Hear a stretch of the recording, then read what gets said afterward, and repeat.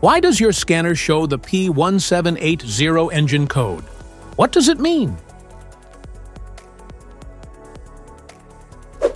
P1780 is a diagnostic trouble code for transmission control switch out of self-test range.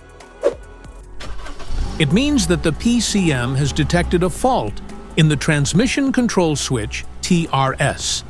This switch tells the powertrain control module, PCM, what gear the transmission is in when the ignition is turned on. Under this circumstance, stop driving and repair your vehicle immediately.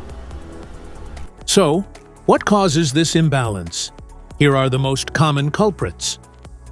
This error could be caused by these possible faults in your car: transmission control switch, electrical connectors, powertrain control module, park/neutral position switch, PNP switch harness. Each DTC code corresponds to a specific issue in your vehicle. This engine code appears in various OBD-II vehicles, including Ford, Lincoln, Mazda, Mercury, and Toyota vehicles.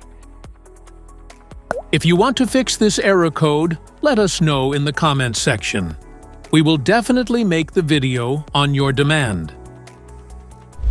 If you like this video, don't forget to subscribe to our channel. Thanks for watching.